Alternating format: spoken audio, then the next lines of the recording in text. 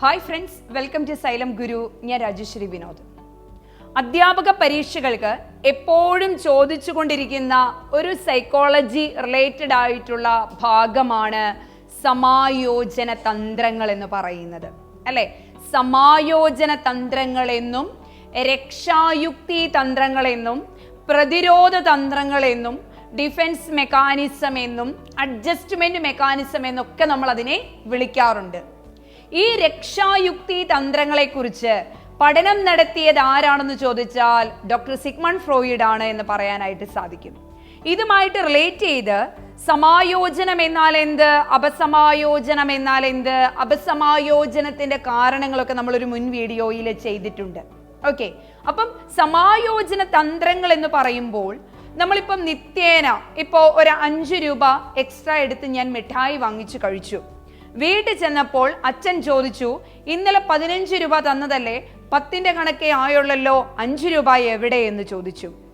ഉടനെ ഞാൻ പറയുകയാണ്, എൻ്റെ ബാഗിനൊരു കിളുത്തി ഉണ്ടായിരുന്നു, അതിലൂടെ എൻ്റെ 5 രൂപ പോയി എന്ന് പറഞ്ഞു. അങ്ങനെ നിത്യേന ജീവിതത്തിൽ രക്ഷപ്പെടാൻ വേണ്ടി നമ്മൾ ചില ചെറിയ ചെറിയ കള്ളങ്ങളും തന്ത്രങ്ങളും ഒക്കെ ഉപയോഗിക്കാറുണ്ട്. ഇതിനെയാണ് രക്ഷായുക്തി തന്ത്രങ്ങൾ അഥവാ സമായോജന തന്ത്രങ്ങൾ അഥവാ പ്രതിരോധ തന്ത്രങ്ങൾ എന്ന് വിളിക്കുന്നത്. പ്രധാനമായിട്ടും നമുക്ക് 21 സമായോജന തന്ത്രങ്ങളെ കുറിച്ചാണ് പഠിക്കാനുള്ളത്. അതിൽ കുറച്ച് സമായോജന തന്ത്രങ്ങൾ ഞാൻ പഠിപ്പിച്ചു തരാം. അതിൽ ഒന്നാമത്തേതാണ് റിപ്രഷൻ, ദമനം എന്ന് പറയുന്നത്. ദമനം അഥവാ റിപ്രഷൻ എന്ന് പറയുന്നു. ഓക്കെ, എൻ്റെ കയ്യിൽ നിന്ന് ഒരു 100 രൂപ കാണാതെ പോകുകയാണ്. അയ്യോ, എൻ്റെ 100 രൂപ പോയി, അയ്യോ എൻ്റെ 100 രൂപ പോയി. ഇതിൽ 3-4 വട്ടം ഞാൻ പറയും. പക്ഷേ പിറ്റേ ദിവസം നേരം വെളുക്കുമ്പോൾ ഈ 100 രൂപ കാണാതെ പോയത് ഞാൻ മറന്നു പോകും. ഇങ്ങനെ വേദനാജനകമായ ഒരനുഭവത്തിനെ മനസ്സിന്റെ അടിത്തട്ടിലേക്ക്, അതായത് നമ്മുടെ അബോധ മനസ്സിലേക്ക് തള്ളിത്താഴ്ത്തുന്ന പ്രക്രിയയാണ് ദമനം എന്ന് പറയുക. ദമനം അഥവാ റിപ്രഷൻ. വേദനാജനകമായ അനുഭവങ്ങളെ മനസ്സിന്റെ അടിത്തട്ടിലേക്ക്, അബോധ മനസ്സിലേക്ക്, സിഗ്മണ്ട് ഫ്രോയിഡ് പറയുന്നു, മനുഷ്യ മനസ്സിന് 3 തലങ്ങളാണ് ഉള്ളത്. ഏതൊക്കെയാ? ബോധതലം, ഉപബോധതലം, അബോധതലം. ഈ അബോധതലമാണ് മനുഷ്യ മനസ്സിലെ ഏറ്റവും വലിയ തലം എന്നറിയപ്പെടുന്നത് ഈ അബോധതലമാണ്. ഈ അബോധ മനസ്സാണ് നമ്മുടെ വ്യക്തിത്വത്തെ നിയന്ത്രിക്കുകയും ചെയ്യുന്നത്. ഓക്കെ, അപ്പൊ ഈ അബോധ മനസ്സിലേക്കാണ് നമ്മുടെ വേദനാജനകമായ കാര്യങ്ങളെ കൊണ്ടിടുന്ന സ്ഥലം. ഈ ഇടുന്ന പ്രക്രിയയ്ക്ക്, സമായോജന തന്ത്രത്തിന് പറയുന്ന പേരാണ് ദമനം എന്ന് പറയുന്നു. ഓക്കെ, ഫ്രോയിഡിന്റെ അഭിപ്രായത്തിൽ അക്ഷരപ്പിഴവുകൾക്കും നാക്കുപിഴവുകൾക്കും കാരണമായിട്ടുള്ള തന്ത്രമാണ് ദമനം എന്നറിയപ്പെടുന്നത്. ഇനി രണ്ടാമത്തെ സമായോജന തന്ത്രമാണ് പ്രക്ഷേപണം എന്ന് പറയുന്നു. എന്താണ് പ്രക്ഷേപണം എന്ന് പറയുന്നു? നമ്മൾ സ്വാഭാവികമായിട്ട് നടന്നു പോവുകയാണ്. നടന്നു പോകുന്ന വഴിക്ക് ഒരു കല്ലേ തട്ടി വീഴാൻ തുടങ്ങും. നമ്മൾ ആഞ്ഞു പോകുന്നത് കാണുമ്പോൾ നമുക്ക് ചുറ്റുമുള്ളവർ നമ്മളെ നോക്കും. അയ്യോ, എന്ത് പറ്റി എന്നുള്ള രീതിയിൽ. ശരിക്കും നമുക്കപ്പം നാണമായിരിക്കും, അല്ലേ? ഒരു നാണക്കേട് ഒരു ഫീൽ ചെയ്യും, അല്ലേ? അപ്പൊ തിരിച്ച് നമ്മൾ എന്ത് ചെയ്യും? ആ കല്ലിനിട്ട് നോക്കും, കല്ലെന്തോ പാതകം ചെയ്ത മാതിരി.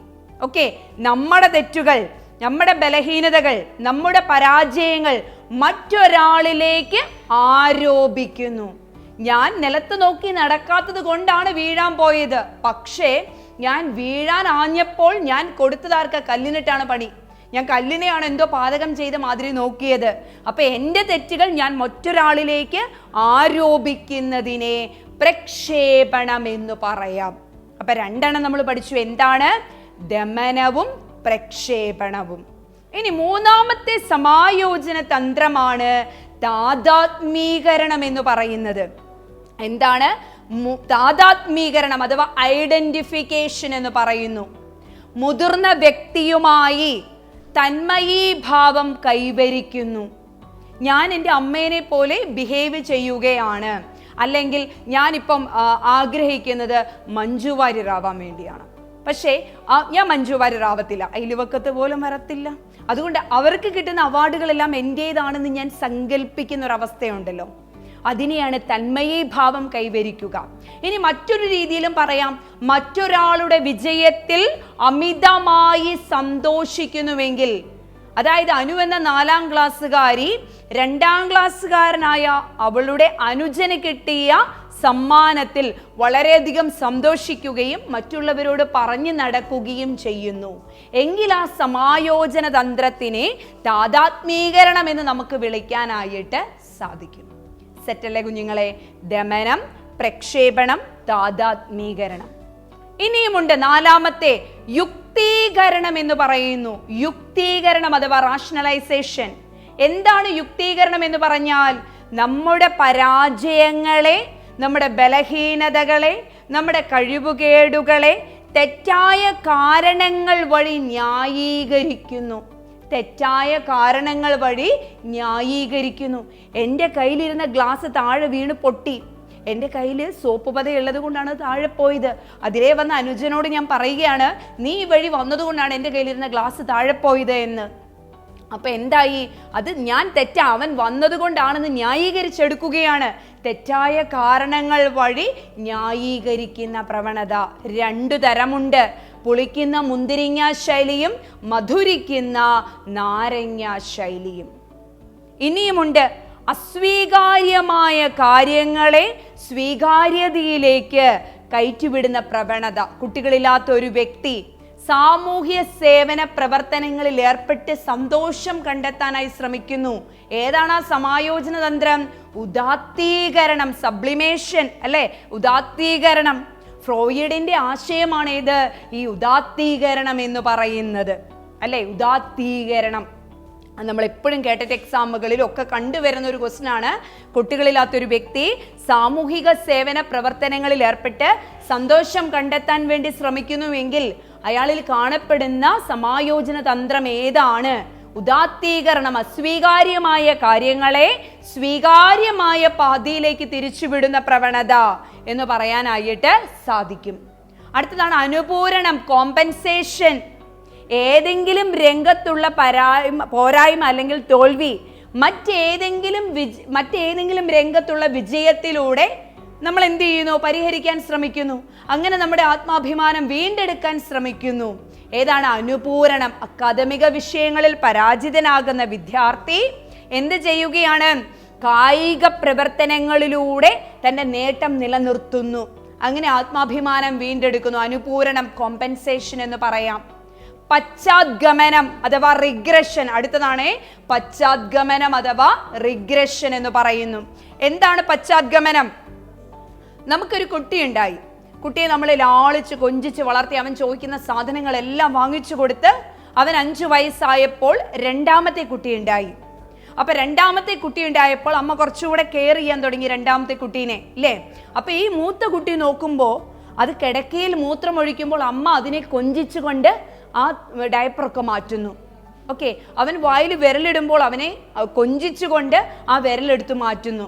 അപ്പൊ ഇവനിത് 1.5 വയസ്സിലും 2 വയസ്സിലും കഴിഞ്ഞു വന്നതാണേ. എന്നിട്ടും അവൻ വിചാരിക്കുന്നു എന്താണ്?